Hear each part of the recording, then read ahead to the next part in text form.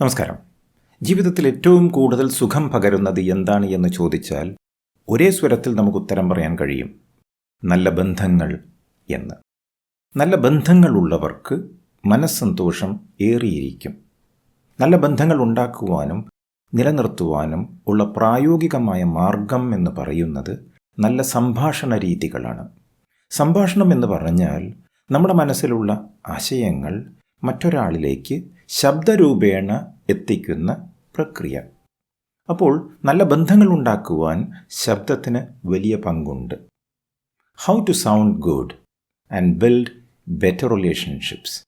ശബ്ദം മനോഹരമായ രീതിയിൽ ഉപയോഗിച്ച് എങ്ങനെയാണ് നല്ല ബന്ധങ്ങൾ സൃഷ്ടിക്കാൻ നമുക്ക് കഴിയുക, അതാണ് ഈ വീഡിയോ.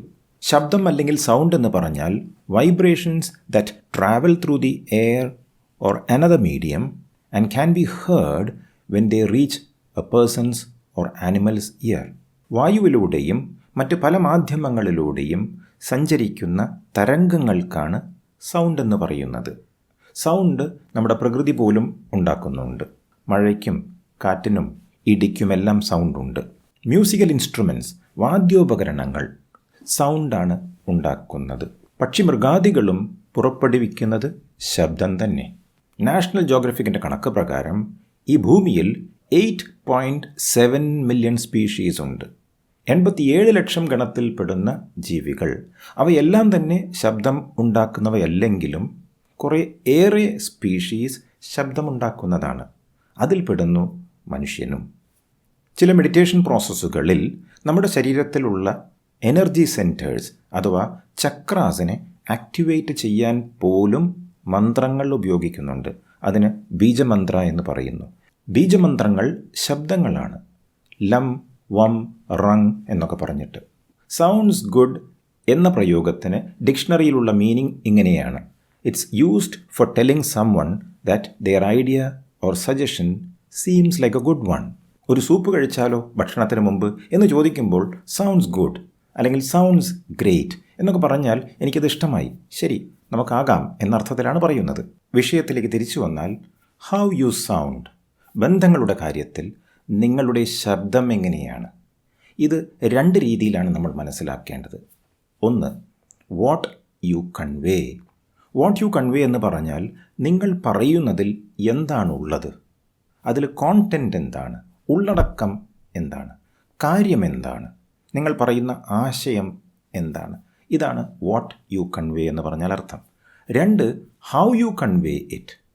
ഈ പറയുന്ന കാര്യം നിങ്ങൾ എങ്ങനെയാണ് പറയുന്നത്, എങ്ങനെയാണ് അവതരിപ്പിക്കുന്നത്, ഏത് രീതിയിലാണ് പകർന്നു കൊടുക്കുന്നത്. ആദ്യം പറഞ്ഞ വാട്ട് യു കൺവേ എന്ന കോണ്ടൻറ്റിൽ പോസിറ്റീവോ നെഗറ്റീവോ ആയ കാര്യമായിരിക്കും നിങ്ങൾ പറയുന്നത്. ഈ പോസിറ്റീവായ കാര്യം തന്നെ ഒന്നുകിൽ എക്സ്ട്രീംലി പോസിറ്റീവ് ആയിരിക്കാം, അല്ലെങ്കിൽ മോഡറേറ്റ്ലി പോസിറ്റീവ് ആയിരിക്കാം. എക്സ്ട്രീംലി പോസിറ്റീവ് എന്ന് പറഞ്ഞാൽ അങ്ങേയറ്റം പോസിറ്റീവായൊരു കാര്യമാണ് നിങ്ങൾ പറയുന്നത്. മോഡറേറ്റ്ലി പോസിറ്റീവ് എന്ന് പറഞ്ഞാൽ പോസിറ്റീവാണ്, പക്ഷേ മിതമായ രീതിയിലാണ് നിങ്ങളത് അവതരിപ്പിക്കുന്നത്. രണ്ട്, നെഗറ്റീവ് ആയേക്കാം. നെഗറ്റീവായ കാര്യം തന്നെ എക്സ്ട്രീംലി നെഗറ്റീവും മോഡറേറ്റ്ലി നെഗറ്റീവും ആകാൻ സാധ്യതയുണ്ട്. അപ്പോൾ നമ്മളെല്ലാവരും തന്നെ ഈ 4 രീതിയിൽ ഏതെങ്കിലും ഒരു രീതിയിൽ കൂടുതൽ സമയവും സംസാരിക്കുന്നവരായിരിക്കാം. Extremely positive or moderately positive, extremely negative or moderately negative. നിങ്ങൾ ഏത് ഗണത്തിൽപ്പെടും എന്ന് നിങ്ങൾ തന്നെ തീരുമാനിക്കണം. ഇതിൽ ആദ്യത്തെ എക്സാമ്പിൾ വളരെ മോശമായ രീതിയിൽ എക്സ്ട്രീംലി നെഗറ്റീവ് ആണെങ്കിൽ ഇങ്ങനെയൊക്കെയാണ് പറയുക: നീ നശിച്ചു പോകും, നീ ചത്തു കിട്ടിയാൽ മതി, നീ ജനിച്ച അന്ന് തുടങ്ങിയതാണ് നാശം, നീ വീട്ടിൽ കയറി വന്ന അന്ന് തുടങ്ങിയതാണ് ഈ ദുരിതം. ഇനി രണ്ടാമത്തെ തട്ടിൽ മോഡറേറ്റ്ലി നെഗറ്റീവായി പറയുന്നവർ അത് നെഗറ്റീവ് ആയിരിക്കും, പക്ഷേ സഹിക്കാൻ പറ്റുന്ന രീതിയിലായിരിക്കും. ഉദാഹരണത്തിന്, എത്ര പറഞ്ഞാലും നിനക്ക് മനസ്സിലാകില്ല, നിന്നെക്കൊണ്ട് ഞാൻ തോറ്റു, നീ ഇനി എങ്ങോട്ടാ നന്നാകാൻ പോകുന്നത്. നെഗറ്റീവാണ്, എങ്കിലും സഹിക്കാൻ പറ്റുന്ന രീതിയിലാണ് പറയുന്നത്. കുട്ടികളോടും വീട്ടിലുള്ളവരോടും ഓഫീസിലുള്ളവരോടൊക്കെ പറയുന്ന രീതിയാണിത്. മൂന്നാമത്തെ തട്ടിൽ പോസിറ്റീവായ രീതി, മോഡറേറ്റ്ലി പോസിറ്റീവായിട്ടുള്ള രീതി പറയുമ്പോൾ ഇങ്ങനെയാണ്: കഷ്ടപ്പെട്ടാലും നിനക്ക് നല്ലതേ വരൂ, നിന്റെ പ്രകടനം മോശമില്ലായിരുന്നു, എന്തൊക്കെയായാലും അവന് എന്നെ ഇഷ്ടമാണ്. കേൾക്കാൻ അത്ര സുഖമുണ്ട് എന്ന് നോക്കൂ. ഇനി ഏറ്റവും ഉയർന്ന തട്ടിൽ എക്സ്ട്രീംലി പോസിറ്റീവായി പറയുമ്പോൾ ഇങ്ങനെയൊക്കെയാണ്: നിന്റെ സാന്നിധ്യം വലിയ അനുഗ്രഹമാണ്. നീ ജനിച്ചത് ഞങ്ങൾക്ക് വലിയ അനുഗ്രഹമായി. അദ്ദേഹത്തെ കാണുമ്പോൾ എനിക്ക് വലിയ സന്തോഷം തോന്നാറുണ്ട്. ഇങ്ങനെയൊക്കെ പറയുമ്പോൾ എത്ര സുഖമുണ്ട് കേൾക്കാൻ, അല്ലേ? അപ്പോൾ what you convey, the content, ഉള്ളടക്കം, കാര്യം പറയുന്ന രീതിയാണ് ഇപ്പോൾ പറഞ്ഞത്.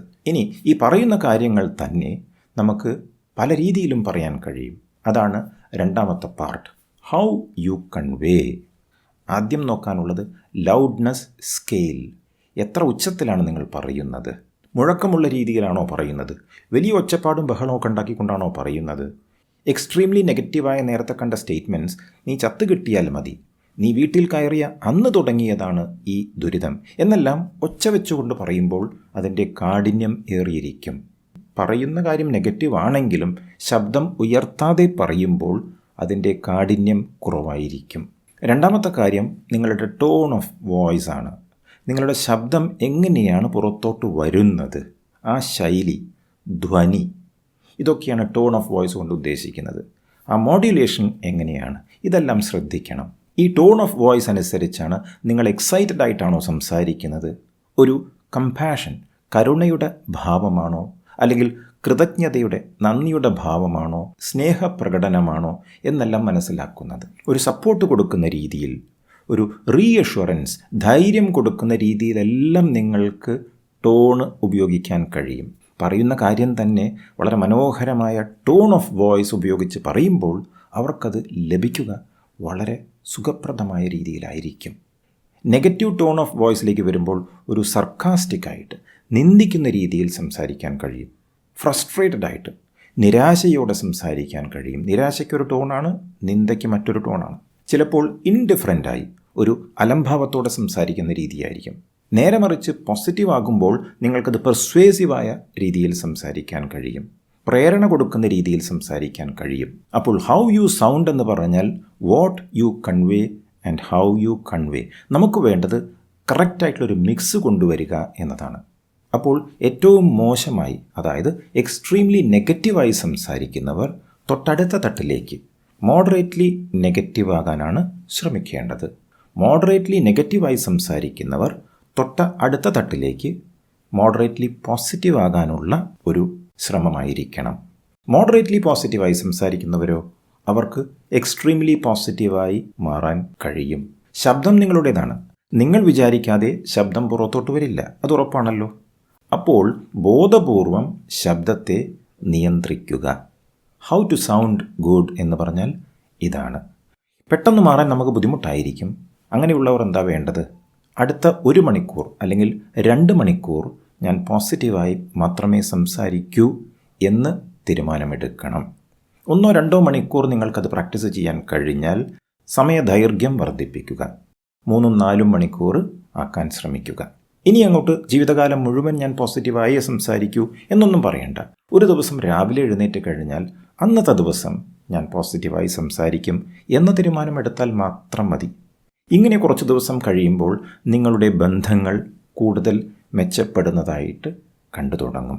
നിങ്ങളുടെ വീട്ടിലുള്ള ബന്ധം, ഭാര്യ, ഭർത്താവ്, മക്കൾ, അച്ഛൻ, അമ്മ, ഇവരുമായുള്ള ബന്ധങ്ങൾ കൂടുതൽ മെച്ചപ്പെടും. സഹോദരി സഹോദരന്മാരുമായുള്ള ബന്ധങ്ങൾ വളരെ മെച്ചപ്പെടും. അതുപോലെ തന്നെ നിങ്ങളുടെ ജോലി സ്ഥലത്ത്, ഓഫീസിൽ നിങ്ങൾ സംസാരിക്കുമ്പോൾ നിങ്ങൾ ബോസാണോ സബോർഡിനേറ്റ് ആണോ ഇതൊന്നും വിഷയമല്ല. സംസാരിക്കുന്ന രീതി വളരെ പ്രധാനമാണ്. ഇത് വർക്ക് ചെയ്യുന്നുണ്ട് എന്ന് എങ്ങനെയാണ് മനസ്സിലാക്കാൻ കഴിയുക? If it sounds good and feels good then it is good എന്നാണ് അമേരിക്കൻ ജാസ് പിയാനിസ്റ്റും കമ്പോസറുമായ ഡ്യൂക്ക് എല്ലിംഗ്ടൺ പറഞ്ഞിട്ടുള്ളത്. കേൾക്കാൻ സുഖമുണ്ട്, ഫീലിങ്ങും അനുഭവവും സുഖം തരുന്നുണ്ട്. എന്നാൽ മനസ്സിലാക്കുക അത് നല്ലത് തന്നെയാണ് എന്ന്. Thank you so much. അടുത്ത വീഡിയോയിൽ വീണ്ടും നമുക്ക് കാണാം. നന്ദി, നമസ്കാരം.